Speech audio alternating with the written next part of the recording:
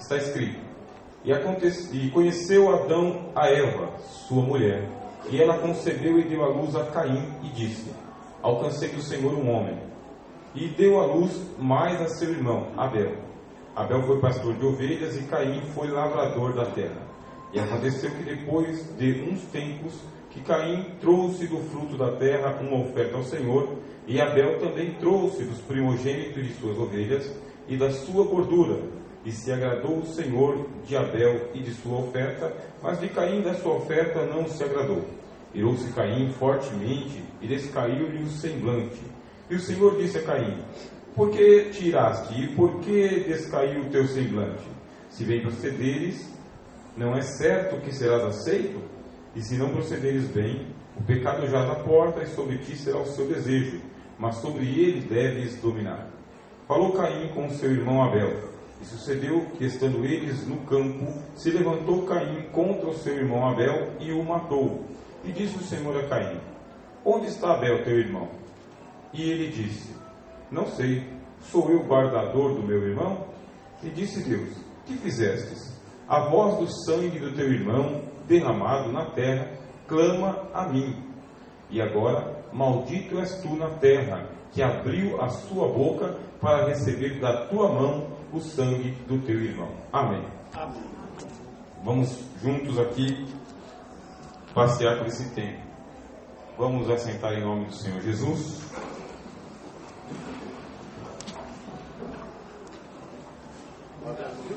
Nós temos diante de nós aqui um texto que foi hoje estudado em todas as Assembleias de Deus do Ministério do Belém, no Brasil inteiro. Porque nesse trimestre nós estamos falando sobre o caráter das pessoas.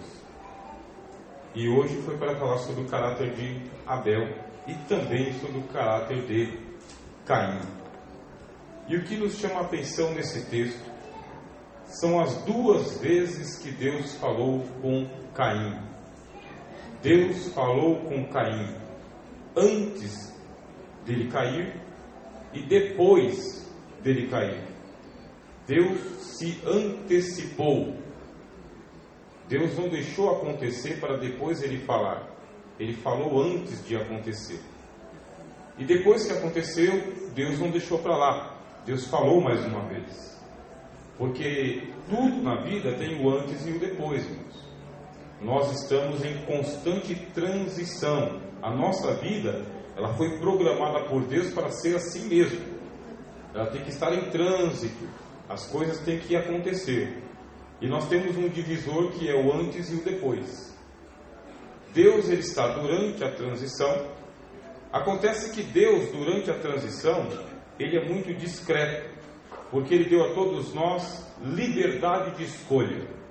Nós podemos escolher. Agora nós podemos escolher entre o quê?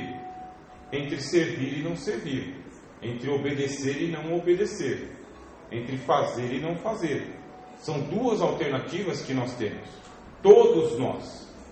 Deus nos deu a condição para que nós tenhamos liberdade de escolha. E estamos em transição.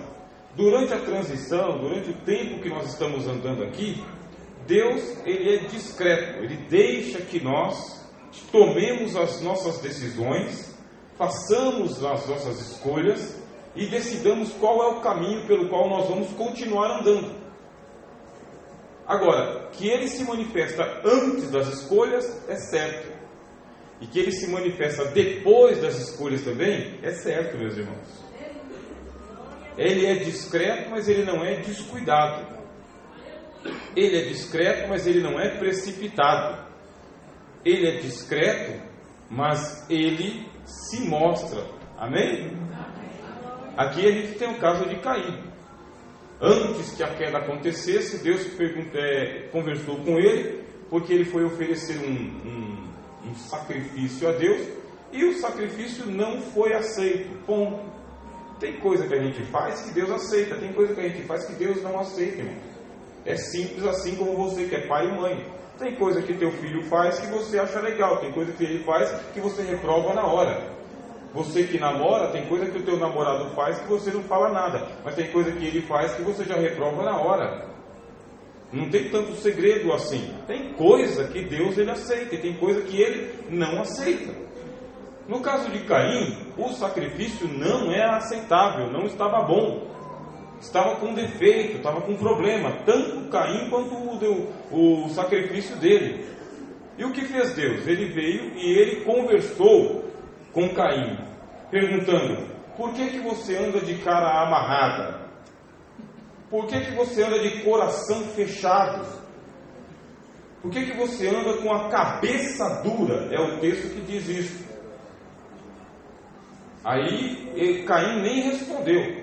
Porque quando a gente faz uma coisa que Deus não aceita e a gente não quer entender que foi errado o que a gente fez, aí a gente não quer nem ouvir Deus falar direito, por causa que Deus ele vai colocar em ordem o que não está em ordem.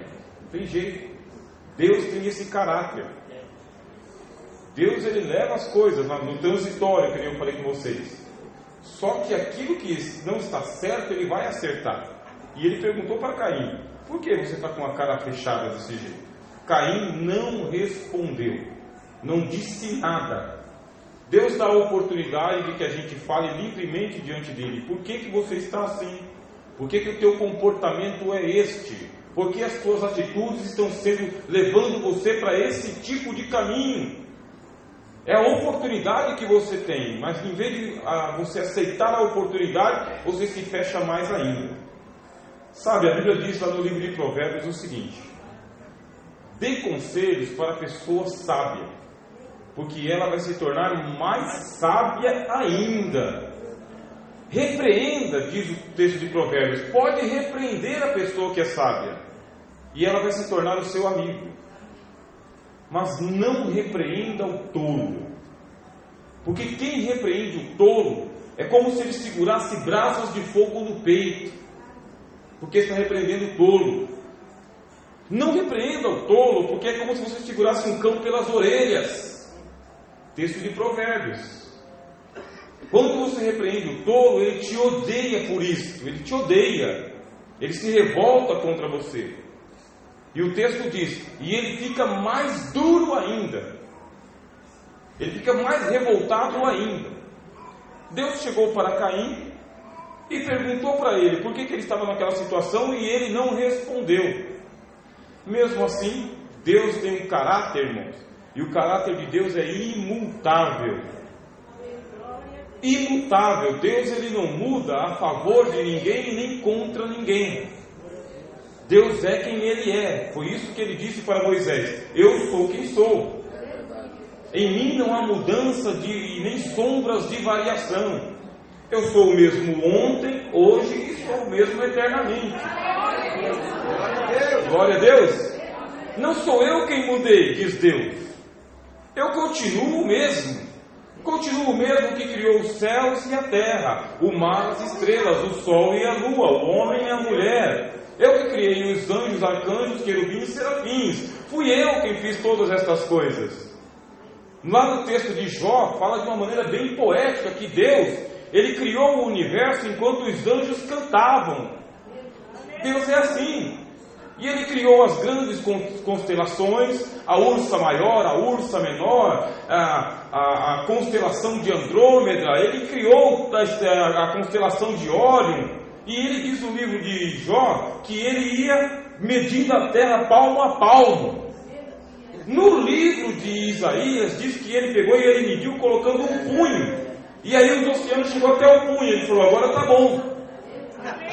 Glória a Deus.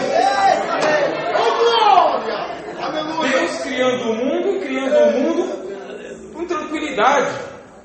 Para o mar, a Escritura diz o seguinte: olha, eu vou estabelecer os limites para você, mar. Você vem até aqui na beira da praia, mas aqui você não passa mais. Lá no Novo Testamento, os discípulos falavam: quem é este que até o mar lhe obedece? E os ventos também. Deus, ele é assim. Ele tem autoridade, ele é soberano. Se ele sabe que uma coisa está indo bem, você vai ter aceitação da parte de Deus. Mas se não está indo bem, não terá aceitação. Mas fica tranquilo, porque o Deus que fez os céus e a terra não deixará você errar eternamente. Ele vai entrar no caminho e vai dizer para você: as coisas não estão bem, vamos acertar este negócio aqui. Só que Caim não quis aceitar o conselho de Deus. Não quis, ele não quis. Deus falou para ele o seguinte: olha, se você fizer bem, também haverá aceitação para ti. Mas se você não fizer o bem, você fizer o mal vai pular sobre você como se fosse uma fera. Deus, ele falou para Caim: o mal vai pular sobre você como um bicho que está bem na porta. Na hora que você passar, ele pula sobre você. Ainda assim, Caim não ouviu a Deus. Não ouviu. Por que Deus não falou mais uma vez com Caim? Sabendo que Deus é onisciente, irmãos. Onisciente, para vocês que são novos, que estão chegando, nos visitando, nos conhecendo, aprendendo a fé cristã, eu vou explicar. Onisciente é uma qualidade que Deus tem de saber de tudo o que está acontecendo, sobre todas as coisas e antes de acontecer. Isso é onisciência. O Deus que criou os céus, o mar, a lua, as estrelas e todas as coisas, Ele sabia o que estava fazendo, e Ele não tem a história descontrolada, a história não está solta, a história ela é pré-conhecida por Deus. Chama-se presciência, pré-conhecimento. E aí a gente pergunta: se Deus sabe que Caim ele vai matar Abel daqui a pouco, por que Ele não falou de novo com Caim? Por quê? A Bíblia nos responde. A Bíblia diz que ao homem herege, aquele que está endurecido, que quer ir pelo caminho do erro, depois que você falou a primeira vez com ele e a segunda vez com ele, aí você tem que deixar que ele mesmo tome as suas decisões. É a Bíblia que fala assim. Deus poderia ter falado de novo, mas Ele já falou a primeira vez que é o suficiente. Já é o suficiente. E Caim, assim que ele saiu da presença de Deus, do culto daquele dia, por um ato de misericórdia, Deus falou com ele, ele foi se encontrar com Abel. Assim que ele saiu, ele foi se encontrar com Abel. E estando os dois no campo, ele pegou e ele afrontou a Deus, mais ou menos o seguinte: é sangue que o Senhor quer? O Senhor quer ver mesmo sangue caindo? É isso que te agrada? Eu trago aqui abóbora, o Senhor não quer. Eu trago manjericão, o Senhor não quer. Trago mandioca, o Senhor não quer. Trago maçã, o Senhor não quer. Banana, o Senhor não quer. É sangue que o Senhor quer? A pessoa está afrontando a Deus. Já que o Senhor quer sangue, eu vou dar sangue para o Senhor. Mas não vou dar sangue de bezerro, não. Nem de ovelha, nem de bode. E naquela discussão ele pegou, avançou sobre Abel, seu irmão, que era justo, e matou-o. Não foi uma morte do tipo uma pancada na cabeça, meus irmãos. Por quê? Porque Deus diz que o sangue de Abel está clamando a ele. Ele matou premeditadamente o irmão dele e o degolou, inclusive. Ele o matou cortando-lhe mesmo as entranhas. E a gente pergunta: por que Deus permite que o justo sofra? Por que Deus está se agradando tanto de Abel e Deus não protegeu Abel? E a Caim que está desagradando, Deus vai continuar mantendo vivo? É isso que nós vamos explicar nesta noite com a graça de Deus. Amém? Amém. Daqui a pouco, o tempo passa porque Abel está morto e Deus volta a falar com Caim. Deus vem antes das suas escolhas, irmãos, e Ele vem depois. No trânsito parece que Ele não está presente, mas Ele está, porque Ele é a testemunha fiel e verdadeira, diz a palavra. Deus, Ele é a testemunha de tudo o que acontece, todas as palavras, todos os pensamentos, todas as escolhas, todas as decisões. Deus é a testemunha. Ele veio antes e agora vem depois, e Ele conversa com Caim, dando a Caim a oportunidade de confessar os pecados. Quem está discernindo, quem está entendendo, pode glorificar a Deus. Deus não mudou o humor dele, mesmo acontecendo o que aconteceu, irmãos. Deus não mudou o humor, não é Deus que muda, quem muda são as pessoas. Deus não mudou. Ele vem e ele dá a Caim a oportunidade, perguntando-lhe: cadê o teu irmão Abel? Eu acabei de dizer para vocês que Deus é onisciente, não é? Então ele sabia o que ia acontecer antes. E ele sabia que já havia ali acontecido o primeiro homicídio da terra. Por que ele fez isso? Porque Deus é misericordioso. Ele dá a você a oportunidade de você falar com as suas próprias palavras o que é que você fez, por onde você andou, qual foi o erro que você cometeu. Ele te dá a oportunidade. Ele quer ouvir de você. Ele não quer que você seja entregue por ninguém, visto por ninguém, flagrado por ninguém. Deus, ele quer ouvir de você. É você falando com ele. Foi por isso que ele perguntou a Caim: cadê o teu irmão Abel? E aí ele responde a Deus. Na primeira vez, quando Deus estava falando com ele, ele não falou nada. Mas agora ele falou. Ele pegou e falou o seguinte: por acaso eu sou alguma babá para cuidar do meu irmão? Eu sou cuidador, por acaso, do meu irmão? Aí Deus muda o tom. Opa! Agora eu vou mudar o tom, porque a resposta que você deu não era para você ter dado. Não é isso que eu queria ouvir. Deus tem coisa que Ele quer ouvir da tua boca, mas tem coisa que Ele não quer ouvir da tua boca. E se você aumentou o tom, Deus vai colocar outro tom também, para que você saiba que há um Deus soberano sobre todas as coisas, Senhor de todas as coisas, Criador de todas as coisas. Glória a Deus. O mundo tem dono, meus irmãos. O mundo tem um proprietário, tem um Criador. Glória a Deus. E tudo que está acontecendo com Deus como testemunha. Caim mudou o tom. Sou eu por acaso? Isso é jeito de se falar com Deus, mas ele falou. Sou eu cuidador do meu irmão, porventura? Aí Deus muda o tom e fala: o que fizestes? É esse o tom do texto. Mudou do diálogo para a repreensão. O que fizeste? O sangue do teu irmão está clamando a mim desde a terra. E aqui acabou a conversa. Agora a terra será maldita por tua causa, porque ela teve que abrir a boca para beber o sangue do teu irmão que tu matastes. A consciência que Deus nos deu, irmãos e irmãs, a consciência, ela é o último limite que existe entre nós e o inferno. A consciência é o último limite. É nela que Deus espera que as coisas aconteçam, que você ouça a voz da tua consciência. O apóstolo Paulo, escrevendo aos Romanos, é uma carta que está no Novo Testamento, ele fala que Deus há de nos julgar de acordo com a lei que ele escreveu na nossa consciência, porque ela serve como acusadora e como justificadora.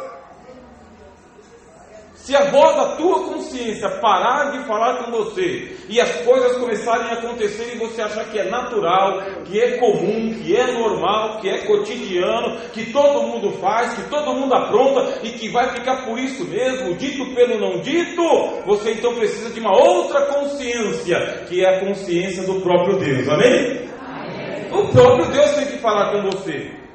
E aí ele fala para Caim que a terra teve que abrir a boca para beber o sangue de Abel, o justo, que clamava desde a terra. O problema, meus irmãos e minhas irmãs, é que o sangue de Abel não foi o único que foi derramado. Quando você avança aqui nos capítulos, próximo capítulo, aí você já vai encontrar um outro homem chamado Lameque, que mata mais dois. Ele já comete um duplo assassinato, e ele já casa com duas mulheres. A coisa vai ficando pior. E quando você vai para a história da humanidade, a coisa mais fácil que acontece é matar o irmão, matar o próximo, matar o semelhante. Nós estamos numa estimativa de um tempo em que as pessoas matam por qualquer motivo, e até sem motivo, de forma banal, pensando que tudo vai ficar por isso mesmo. Não conhecem o Deus da Bíblia. Não conhecem o Deus da Bíblia, porque se vocês quiserem, vocês podem me acompanhar e irem comigo até o livro de Mateus, capítulo 23. Livro de Mateus, palavras do Senhor Jesus, versículo 29. Quem está acompanhando, dê glória a Deus. Glória. Aleluia, Jesus. Mateus, Novo Testamento, capítulo 23, a partir do versículo 29, veja as palavras do próprio Deus, porque Jesus, Ele é Deus. Ai de vós, escribas e fariseus hipócritas, porque edificais o sepulcro dos profetas, e adornais os monumentos dos justos, e dizeis: se existíssemos no tempo de nossos pais, nunca nos associaríamos com eles, para derramar o sangue dos profetas. Assim, vós mesmos testificais que sois filhos dos que matam os profetas. Enchei, pois, a medida de vossos pais, serpentes, raça de víboras, como escapareis da condenação do inferno?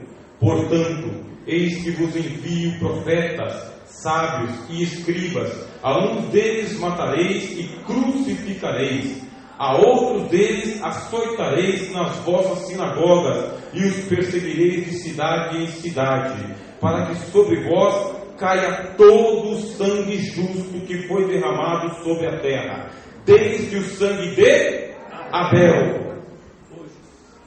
Já haviam-se passado 4.000 anos, desde o Gênesis capítulo 4 até Mateus capítulo 23.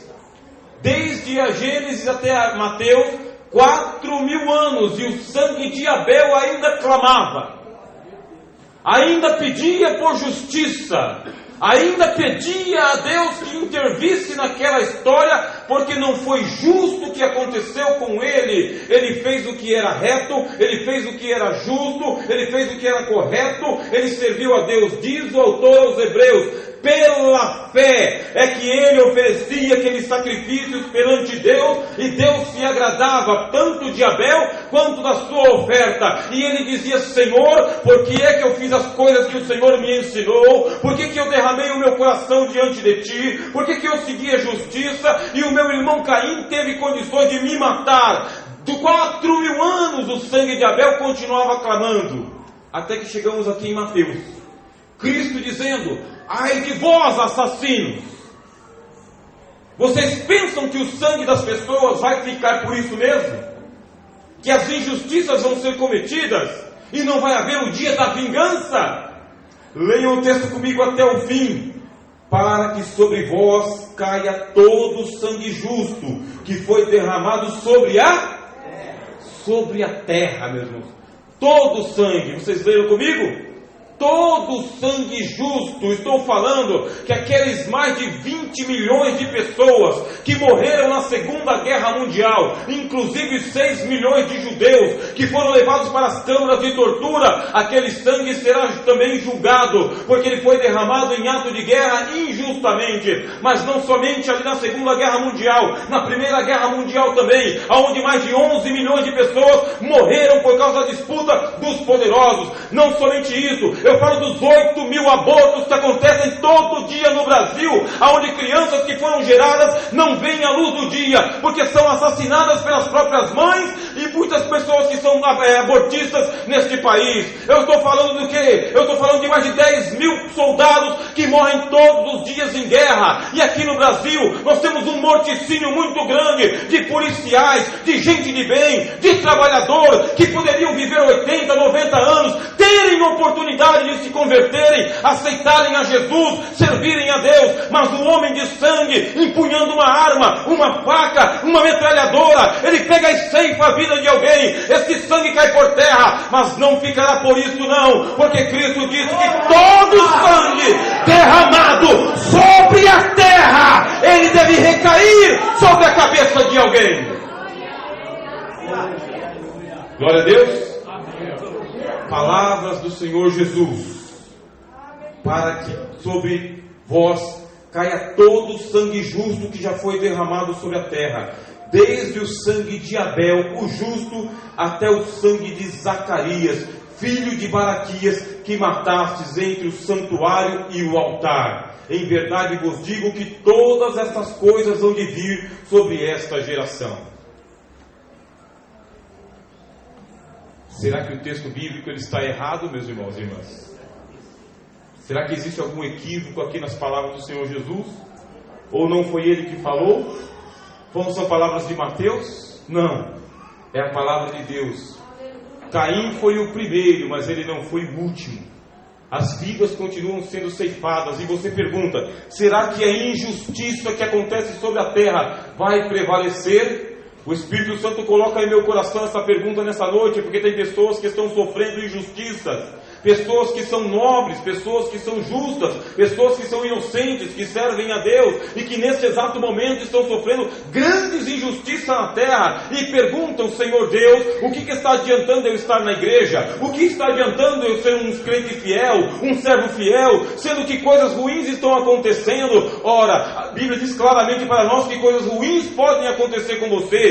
Veja Zacarias, ele não é Abel, mas ele é igual a Abel. Abel foi morto por causa da sua fé, do seu sacrifício. E Zacarias foi morto aonde? Entre o altar que estava o sacrifício e o próprio templo. O injusto prevalecendo sobre o justo.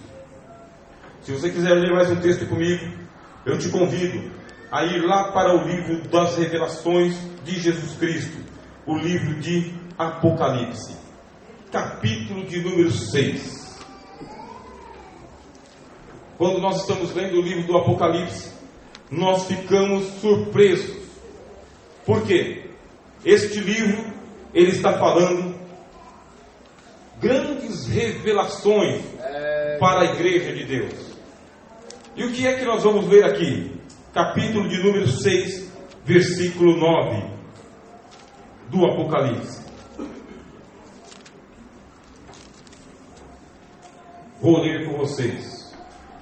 E havendo aberto o quinto selo, vi debaixo do altar as almas dos que foram mortos por amor da palavra de Deus e por amor do testemunho que deram, e clamavam com grande voz, dizendo: até quando, ó verdadeiro e santo dominador, não julgas e vingas o nosso sangue dos que habitam sobre a terra? E foram dadas a cada um compridas vestes brancas, e foi-lhes dito que repousassem ainda por um pouco de tempo, até que também se completasse o número dos seus conservos e seus irmãos, que haviam de ser mortos como eles foram também. Vocês leram? O sangue começou a ser derramado lá em Abel. 4.000 anos chega o Senhor Jesus Cristo e fala: desde Abel até Zacarias nós vamos cobrar a dívida. Esta passagem que nós estamos lendo aqui, ela vai se cumprir na volta do Senhor Jesus. De Cristo até hoje já passaram 2.000 anos. Faça as contas. 4.000 anos de Abel a Cristo, 2.000 anos de Cristo a nós, 6.000 anos, e o sangue dos justos que caiu sobre a terra ainda clama por justiça, ainda clama ao santo dominador, perguntando: quanto tempo vai demorar para que a injustiça que eu sofri na terra, ela seja julgada? E aí Deus, ele pega e ele fala o seguinte: descansem mais um pouco, porque mais gente vai morrer que nem vocês morreram. Ainda tem que haver um escalonamento da maldade, da iniquidade, do morticínio. Mas o texto de Apocalipse, ele não para só aqui no capítulo de número 6. Quero convidar vocês agora para avançarem mais 10 capítulos. Capítulo 16. Versículo de número 3. Glória a Deus. Aleluia, Jesus. As 7 pragas. Capítulo de número 16. Versículo de número 3. Está escrito: e o segundo anjo derramou a sua taça no mar, e se tornou em sangue como de um morto, e morreu no mar toda a alma vivente. E o terceiro anjo derramou a sua taça nos rios e nas fontes das águas, e se tornaram em sangue. E ouvi o anjo das águas que dizia: justo és, Senhor, que eras, e santo és, porque julgastes estas coisas, visto como derramaram o sangue dos santos e dos profetas, também tu lhes destes o sangue a beber, porque disto são merecedores.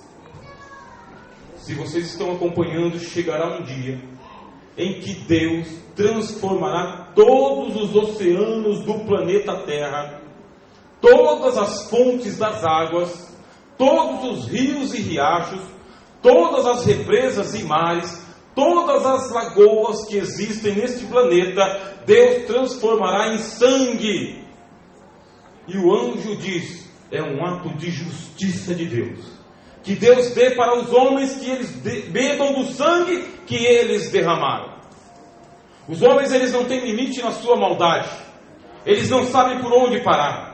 Eles começaram em Abel, foram até Zacarias, de Zacarias até os nossos dias. Eles continuam matando cada vez mais, e nós perguntamos: até quando que eles continuarão matando? Pessoas que estão morrendo todos os dias. Nós estamos com uma chacina hoje lá na Síria, que está acontecendo lá no Oriente. Já passaram de mais de 1 milhão de mortos de pessoas que estão ali, com quase 10 anos de guerra todos os dias. E nós vemos que a coisa vai ficando cada vez pior. Aqui no Brasil, em São Paulo, nós vivemos diante de uma verdadeira guerra civil. O problema é que nós estamos desarmados, enquanto a bandidagem está armada, matando cada vez mais. E quando eu falo bandidagem, eu falo de meninos de 10 anos de idade, 9 anos de idade, 12 anos de idade. Eu falo de meninos e meninas, inclusive, adolescentes e jovens, mulheres matando seus maridos, maridos matando suas mulheres, mães matando seus filhos, filhos matando suas mães. Nós estamos vivendo uma verdadeira onda de violência no mundo. Então, será que não há um ato de justiça, ou como reverter essa história?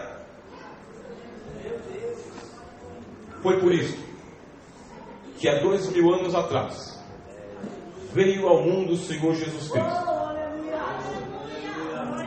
Glória a Deus. E quando ele veio, ele apareceu. E quando ele apareceu, o profeta João Batista apontou para ele e disse: eis aqui o Cordeiro de Deus, que vai vingar o sangue.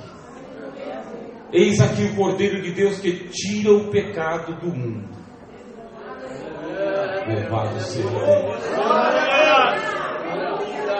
E todo mundo aguardando que o Cordeiro de Deus irá tirar o pecado do mundo. E como que o Cordeiro de Deus vai tirar o pecado do mundo? Todo mundo aguardando que ele venha e fira a terra com vingança. Todo mundo aguardando que ele venha e puna todo mundo do jeito que todo mundo puniu o justo, não é verdade? Porque nós temos uma noção de justiça, irmãos. A nossa noção de justiça é olho por olho, dente por dente, quebradura por quebradura, vida por vida. Esta é a nossa noção de justiça. E de vingança também. Mas hoje nós lemos o texto de Gênesis por inteiro. Eu não li com vocês o texto inteiro, mas eu gostaria que vocês lessem. Vamos voltar lá. Gênesis capítulo de número 4. O texto por inteiro. Vamos continuar agora a partir do versículo 13. 4:13. Então disse Caim ao Senhor: é muito grande o meu pecado para que possa ser perdoado. Eis que hoje me expulsas para longe da tua presença, e me esconderei, e serei fugitivo e vagabundo na terra. E será que qualquer um que me encontrar me matará? O Senhor, porém, disse-lhe: portanto, qualquer que matar a Caim, 7 vezes será castigado. E pôs o Senhor um sinal em Caim, para que não ferisse qualquer que o encontrasse. E saiu Caim de diante da face do Senhor, e habitou na terra de Nod, do lado oriental do Éden. Todos nós estamos esperando que urgentemente Deus entre no cenário e venha com uma vingança, porque o livro diz isso para nós. Que todo o sangue que foi derramado na terra, desde Abel até Zacarias, seria vingado naquela geração. Debaixo do altar estão os justos que foram mortos, e o sangue deles estão clamando: Senhor, até quando as coisas vão ficar assim? E não vingas o nosso sangue que foi derramado sobre a terra. Deus dá a eles uma vestimenta branca, para que repousem e aguardem aqueles que também vão ser injustiçados contra ele, como eles. Por quê? Porque a forma de Deus trabalhar não é a nossa forma, meus irmãos. O Cordeiro de Deus entrou no mundo e ele veio pregando o evangelho da paz e da reconciliação.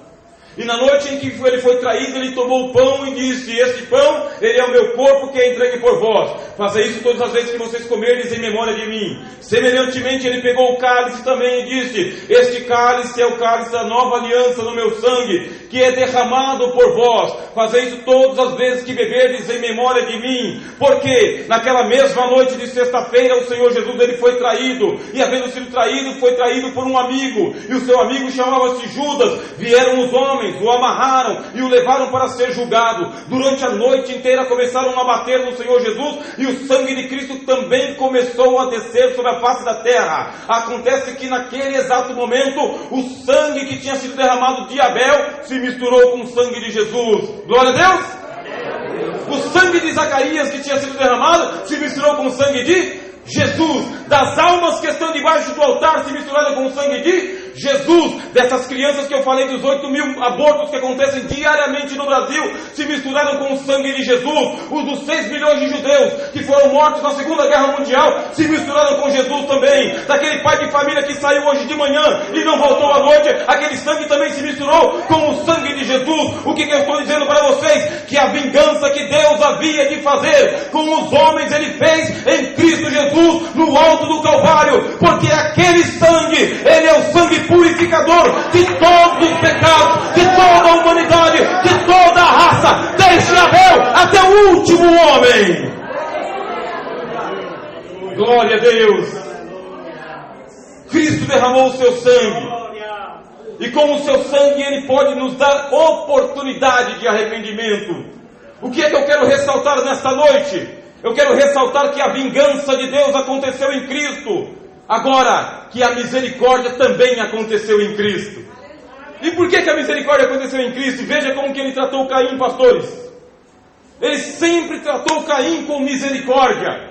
Do primeiro momento ele teve misericórdia com Caim. Eu disse a vocês, entre o antes e o depois, Deus vem. E quando ele veio antes, ele agiu com misericórdia. E quando ele veio depois, ele agiu com misericórdia. Repreendeu e deu tempo para que ele se arrependesse. Glórias ao nome de Jesus. Quem é que nos leva ao arrependimento, meus irmãos? Quem nos leva ao arrependimento é o Senhor Jesus, pela pregação do seu Evangelho. E para que nós possamos nos arrepender de todos os nossos pecados, nós temos que ter uma oportunidade de conversão. E a oportunidade de conversão acontece mediante derramamento do sangue de alguém. E de quem é que eu estou falando? De Cristo. Ele ofereceu para nós o seu sangue para dizer: ao invés de eu punir os homens, eu quero perdoá-los. Ao invés de castigar os homens, eu quero restaurá-los. Ao invés de enviá-los ao inferno, eu quero transportá-los para o céu. Por isso é que eu estou oferecendo o meu sangue em resgate, inclusive pelo assassino, pelo ladrão, pelo homicida, pelo maior de todos os pecadores. Glória a Deus. Aleluia. Glória a Deus. Oh, glória. Aleluia. Eu quero que os irmãos e as irmãs olhem nesta noite para o cálice do Senhor, sabendo que este cálice ele é mais valioso e mais precioso do que o sangue de Abel ou de Zacarias, de Pedro ou de João. Este sangue ele é mais precioso que a criança que foi abortada ou do homem que foi morto hoje de manhã. Este sangue ele tem o poder para poder nos restaurar diante de Deus para sempre. Aleluia! Mas Senhor, eu gostaria tanto que Caim pagasse, como eu gostaria que Hitler pagasse, como eu gostaria que a injustiça que eu estou sofrendo, a pessoa que me fez injustiça pagasse. Cristo fala: então vamos acertar as contas. Eu pago por ela. Se você quer que ela pague, eu pago por ela.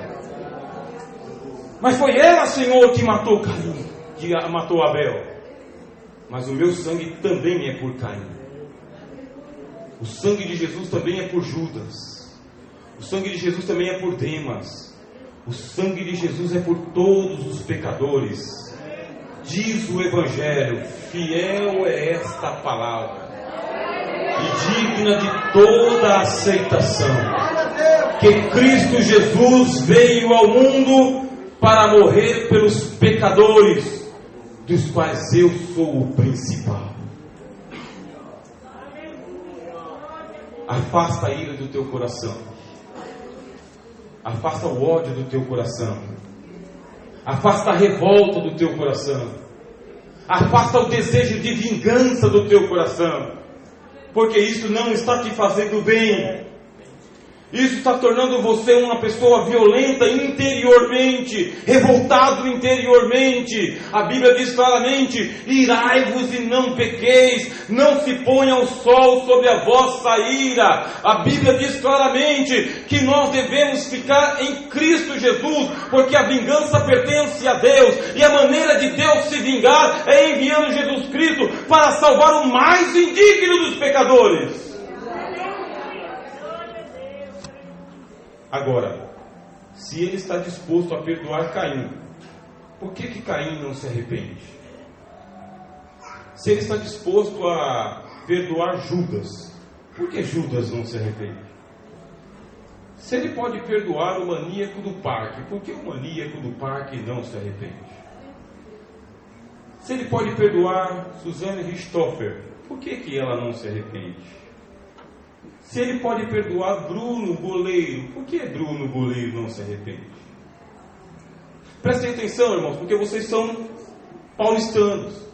Vocês assistem os programas de televisão todos os dias e vocês veem quanto sangue desce por ali e quanta revolta você tem. E você vê um apresentador de televisão dizendo o seguinte: se fosse no país que eu inventei, haveria pena de morte. E isso vai criando em nós uma revolta cotidiana e diária, porque a gente está vendo que o sangue está caindo sobre a terra. Mas deixa eu dizer, aquele que pode fazer alguma coisa, já fez alguma coisa. Não ficou barato, meus irmãos, não ficou quieto. Foi vingado o sangue de Abel. E como que Deus vingou o sangue de Abel? Matou o Caim? Não! Deu a ele vida suficiente para que ele edificasse uma cidade. Isso dói na alma, né, irmãos? Você gostaria que o inimigo pagasse pelo pecado que ele cometeu, não é? Só que Deus, ele falou para Caim o seguinte: não vai ser assim, Caim. Colocarei um sinal sobre você, para que qualquer vingador do sangue que se levantar, saiba que eu sou misericordioso e não mate você. Porque se alguém matar Caim, será vingado 7 vezes. Por que Deus fez isso? Para que a gente conheça que as misericórdias do Senhor são a causa de não sermos consumidos. Para que a gente saiba que o Deus que nós estamos servindo não é de papel, não é de barro, não é de madeira, não é uma invenção da nossa religião, meus irmãos. O nosso Deus, ele é imutável, ele é o mesmo ontem, hoje e eternamente. Ele não muda por causa de Caim, nem por causa de Abel. Deus é quem é, glória a Deus!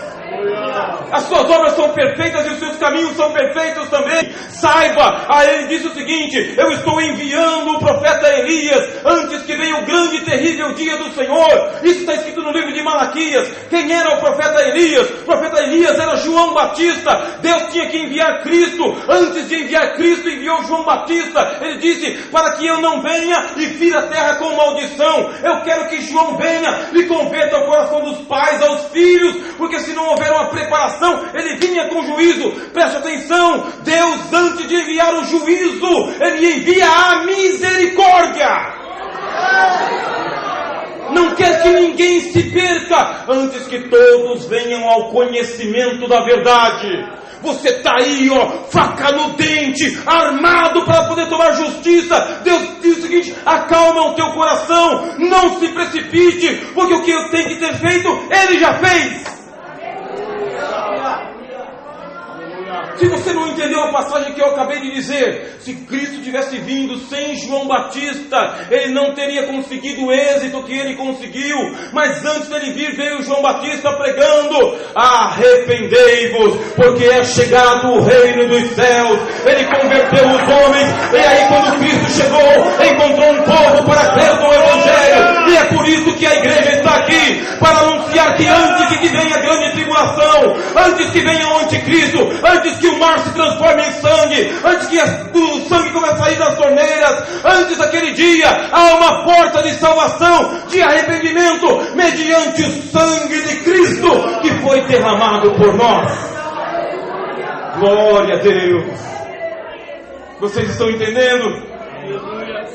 E eu termino dizendo: se Deus está pacientemente no trono dele, a Bíblia diz, suportando com muita paciência os vasos da ira. Se Deus, depois de Cristo morto na cruz, não destruiu os romanos, não destruiu os chineses, não destruiu os africanos, se Deus, depois da morte de Cristo, ainda suporta por mais 2000 anos a iniquidade que está acontecendo, será que Deus, Ele também não suportaria você, que está aqui nesta noite? Se Ele está disposto a perdoar o mais ímpio dos homens nesta noite, Caim ou Judas, será que Ele também não perdoaria você? Ou você acha que Deus ele é diferente com você? Que Ele é misericordioso comigo por causa que o meu terno é preto e com você não, porque você não está de terno preto? Deus não muda. A misericórdia que é suficiente para mim é suficiente para o mundo inteiro. Isso porque o sangue de Jesus se misturou com o sangue de todos os justos da terra para dar uma resposta a eles. Eu sou a ressurreição e a vida. Quem crer em mim, ainda que esteja morto, viverá. E todo aquele que vive e crê em mim, jamais verá a morte. Amém? Amém. Se por algum motivo você entrou aqui nesta noite carregado de pecados, se por algum motivo você entrou aqui nesta noite com a tua mente culpada, com o diabo falando no teu coração, dizendo que você vem para estar de corpo presente, mas se fosse possível você não viria, eu quero apresentar para vocês não o sangue de Abel que Caim derrubou, não o sangue de Zacarias que os judeus derramaram, não o sangue dos judeus que Hitler derramou. Se você entrou aqui nessa noite com um peso de culpa sobre a sua alma, se sentindo mais indigno dos homens, a mais indigna das mulheres, o jovem mais pecador da igreja, eu quero apresentar para vocês o poder do sangue de Jesus. Glória a Deus. Ele é a propiciação pelos nossos pecados. Está escrito na primeira carta de João: não somente pelos nossos, mas pelos de todo o mundo. Dentro de instantes você participará do cálice do Senhor e não participará indignamente, porque a tua consciência foi tocada pelo Espírito e pela palavra. Você poderá participar do cálice do corpo do Senhor, porque você já está refletindo e está sendo lavado pela palavra.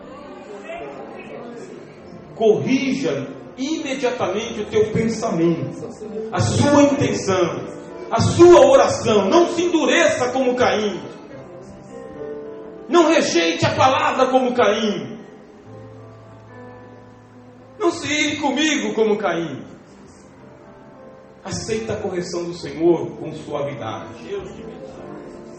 para que você possa participar do corpo e do sangue do Senhor dignamente. E assim seremos todos irmãos e irmãs em Cristo Jesus. Amém? Amém. Vamos fazer uma oração em nome do Senhor Jesus. Maravilha, Deus.